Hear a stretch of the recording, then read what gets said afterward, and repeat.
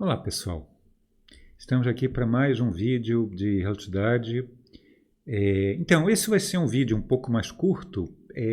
Nesse vídeo a gente vai ver um dos aparentes paradoxos de relatividade, né? Quer dizer, existem vários aparentes paradoxos, né? Nenhum deles realmente é verdadeiro. Então aqui a gente vai ver um deles, que é o chamado trem relativístico num túnel. Tá? Esse aqui é digamos, é uma variação daquele outro problema da barra e o celeiro. Mas esse aqui eu acho que é um problema mais bem definido. Então, nesse problema, acontece o seguinte: você tem, como está aqui na figura, você tem um trem que tem um determinado comprimento próprio, quer dizer, quando ele está parado, e um túnel.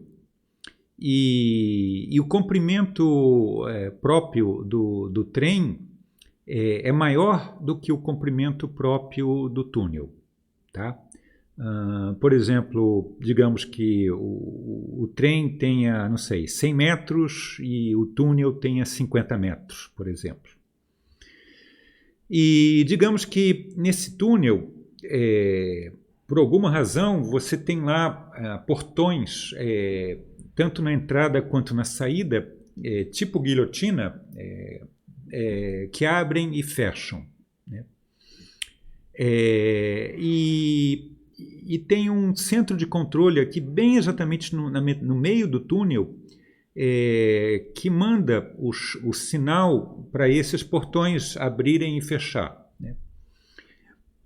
Agora, digamos que esse trem está chegando próximo ao túnel, ele está a uma velocidade relativística e, de repente, deu um curto-circuito ali nesse centro de controle. E aí, por causa desse curto-circuito, o cara que estava dentro desse centro, ele verificou que sempre quando ele apertava o botão, ia o sinal ao mesmo tempo para os dois portões, e o portão que estava aberto fechava e o portão que estava fechado abria. Aí ele apertava novamente e invertia. Né? Apertava novamente e invertia novamente. Ele nunca conseguia manter os dois abertos. Né? Sempre que ele apertava o botão, um dos portões abria e o outro portão fechava. E, como eu falei, como ele está exatamente aqui bem no centro, bem no meio dos dois, e esse sinal ia ao mesmo tempo para os dois, então isso acontecia, do ponto de vista dele, simultaneamente, um abrindo e o outro fechando. Agora, ele mandou então uma mensagem aqui para o maquinista avisando desse problema, falando para o maquinista frear, mas o maquinista falou que ele não teria tempo para conseguir frear o trem porque ele estava a uma velocidade altíssima, relativística. Né? Aí o cara lá do centro de controle falou, digamos, esse cara, no futuro, todo mundo aprende relatividade já no jardim de infância, né? Então esse cara sabia muito relatividade e ele mandou uma mensagem falando: então acelera para você ficar numa velocidade suficiente para ver uma contração do teu comprimento e aí você conseguir, devido à contração, você vai caber todo o trem dentro do túnel. E aí o cara do centro de controle poderia apertar o botão quando o trem todo estivesse dentro do túnel para inverter, e aí o trem poderia passar. Né? Mas aí o maquinista respondeu falando: não, mas eu não concordo com você. O maquinista também sabia relatividade, né? E E aí o maquinista falou, não, do meu ponto de vista, o que vai acontecer vai ser que o túnel que vai ficar contraído, né? O túnel, digamos, que vai ficar a metade do comprimento, né? E aí vai ficar pior ainda. Quando eu entrar aí no túnel, eu não vou estar com o trem todo aí dentro. Quando você apertar o botão, a guilhotina vai pegar parte do túnel, vai destruir parte do trem, desculpa, e vai destruir o trem, né? Mas o cara no centro de controle insistiu falando, não, eu sei, eu tenho certeza absoluta que vai dar certo. Acelera para uma velocidade que o teu comprimento fique contraído a ponto de caber dentro do túnel, né? Bom, a pergunta bom, o maquinista fez isso, acelerou e foi, né?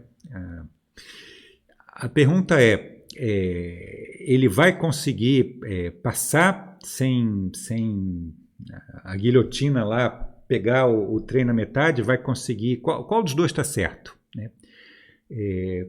Porque a princípio, bom, sempre tem isso. Cada um acha que o outro vai ter o comprimento contraído, né?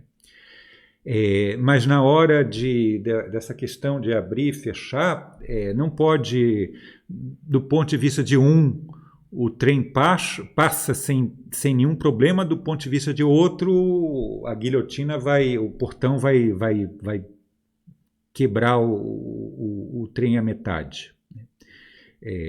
Só pode acontecer uma das duas coisas, né? Qual das duas coisas realmente vai acontecer? Então, o que vocês acham?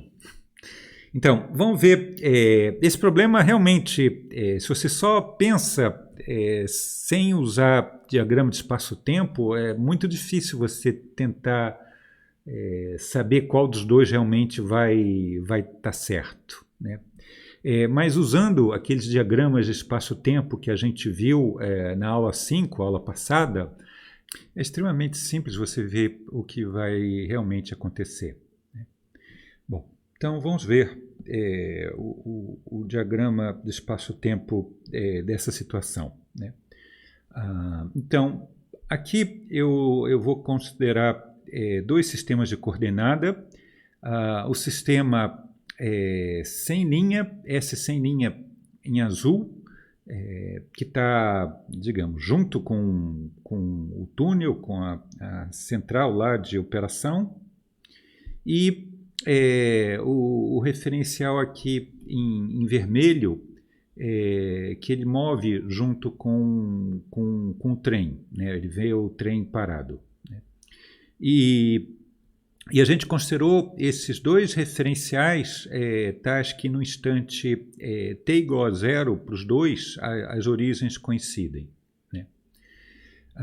Então, começando primeiro vendo a questão lá do referencial que está junto com o túnel, né? Bom, aqui essa linha daqui são as linhas mundo da entrada e da saída do túnel. Então, essa aqui é a entrada do túnel e essa aqui é a saída, né? E sempre quando tiver a linha pontilhada, significa que o portão está aberto. Então, inicialmente o portão está aberto. E se a linha está contínua, significa que o portão está fechado, tá? Bom, essa aqui são as linhas mundo do trem, da frente e de trás do trem. E nota que essas linhas aqui, elas estão com a mesma inclinação que o eixo CT' do referencial linha, significando que realmente o referencial linha move junto com o trem, né?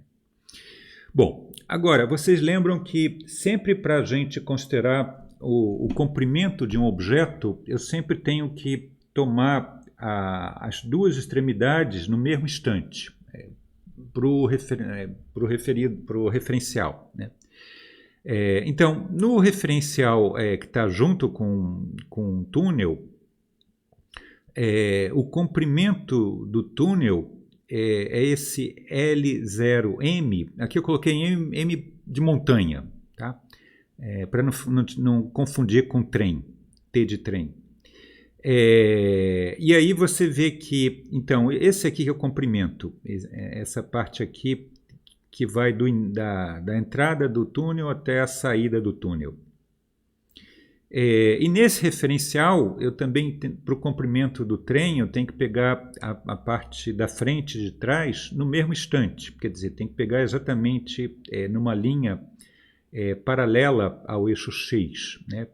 Então, esse aqui, que é o comprimento do trem, mas só que como esse trem está em movimento, esse comprimento é o comprimento visto pelo referencial S, e esse comprimento está contraído. E aqui ele já está contraído de tal maneira que esse comprimento do trem nesse referencial é exatamente igual ao comprimento do túnel, tá? Bom, agora indo para o referencial que move junto com o trem, novamente eu tenho que pegar, para ver o comprimento nesse referencial dos objetos, eu tenho que pegar a diferença das duas extremidades no mesmo instante nesse referencial, ou seja, eu tenho que pegar sempre linhas paralelas ao eixo x', né? Então você vê que esse aqui, que é o comprimento do túnel, que é justamente eu pegando a interseção desse eixo x' com essas linhas mundo do túnel. Aqui, nesse caso, como o túnel está se movimentando, esse comprimento está contraído nesse referencial, né? E esse aqui é o comprimento do trem, né? É isso que eu estou indicando com o mouse. E aqui, como o trem está parado, esse aqui é justamente o comprimento de repouso, ou comprimento próprio, né? E você vê que esse comprimento, nesse referencial, é maior do que o comprimento do túnel, né? Como a gente já tinha falado antes, né? Agora, então, com o passar, digamos, se a gente for até um instante em que o trem entra no túnel, bom, como eu falei antes, o cara lá do centro de controle, ele programa o computador de tal maneira, ele sabe a velocidade com que o trem está vindo e ele programa o computador para que o sinal saia desse centro para os dois portões e chegue digamos, no portão da saída do túnel, exatamente quando o trem estiver com a frente dele, digamos, praticamente encostando na saída do túnel, né? Então, como eu falei, aqui estão a linha mundo da frente do trem, e aí, exatamente nesse instante em que ele está praticamente encostando na saída do túnel, chega o sinal ali na saída do túnel e abre o portão aqui na saída, e ao mesmo tempo chega o sinal no outro portão, o que era a entrada do túnel, e fecha aquele portão, né? Então você vê que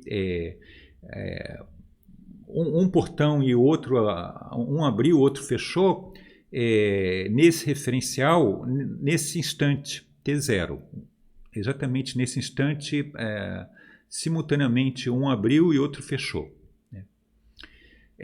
Agora, exatamente nesse instante, você vê que as duas linhas mundo do trem estão aqui dentro do túnel. E, portanto, você vê aqui nessa linha em azul mais forte, esse aqui simboliza o trem ali dentro do túnel. E está todo ele dentro do túnel, como deveria ser, né? Bom, não teve problema do ponto de vista digamos, do centro de controle. E bom, e aí depois você vê que a linha mundo da frente do trem vai sair e a de trás continua se movimentando e bom, tudo deu certo. Agora, vamos para a visão digamos, do maquinista, né? Então, para o maquinista, essa aqui é a frente do trem, e aí para ele, também quando a frente do trem estiver chegando ali, encostando no fundo, na saída do túnel, abre o portão dali da saída, né? Como esses dois eventos acontecem na mesma posição, no mesmo instante, não existe nenhum tipo de ambiguidade. Quer dizer, tanto o maquinista quanto o centro lá de controle concordam que esses dois eventos, a abertura aqui do portão aqui na saída e a chegada aqui do trem quase encostando aqui na saída, acontece no mesmo instante, né, como está indicado aqui. Agora, para o maquinista, esse instante que está indicado aqui por essa linha pontilhada, né, é um instante TI'. Eu pego uma linha que é paralela à linha, ao eixo X', né? E você vê que nesse instante, digamos, você tem que medir o comprimento nesse referencial, a distância entre as duas linhas mundo, tomando, digamos, nesse mesmo instante, TI', né? E aí você vê que no referencial do maquinista, nesse instante, ainda tem uma parte razoável do lado do trem que está do lado de fora do túnel, né?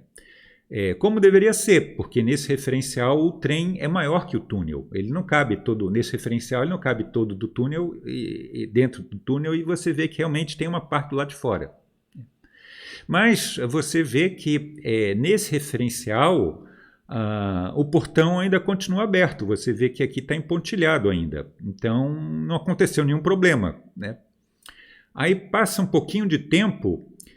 Já teve uma parte aqui, você vê uma parte do trem que já saiu, ainda a parte da frente saiu, né? E ainda continua uma parte de trás do lado de fora.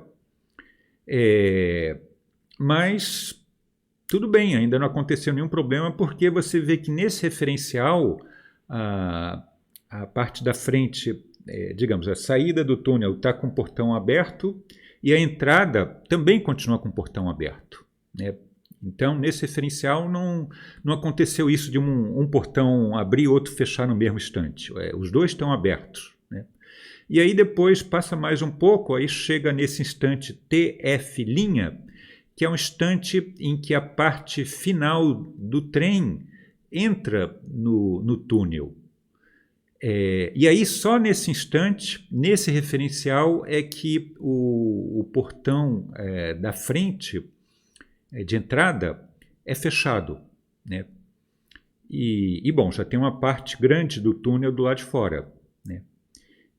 Bom, e aí o trem continua viajando, e também para o maquinista não teve nenhum problema, né? Quer dizer, para o maquinista, você teve um intervalo de tempo razoável, TF' menos TI', que os dois portões ficaram abertos, né?